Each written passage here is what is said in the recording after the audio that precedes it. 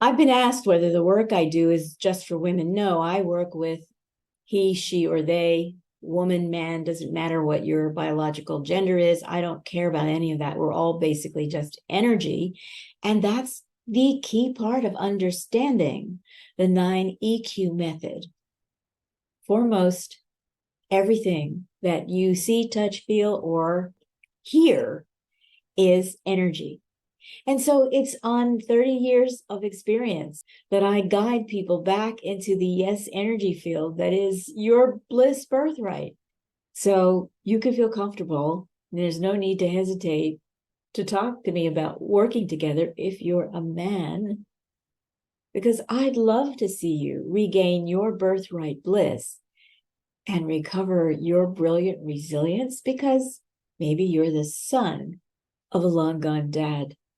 And that is your origin story. And that's where we need to take our adventure. And I'm a great guide. I am a great guide for any origin story. And then you yourself decide what is the best next right place for you to plant yourself energetically. It's like having a bus pass. You just decide where you want to go.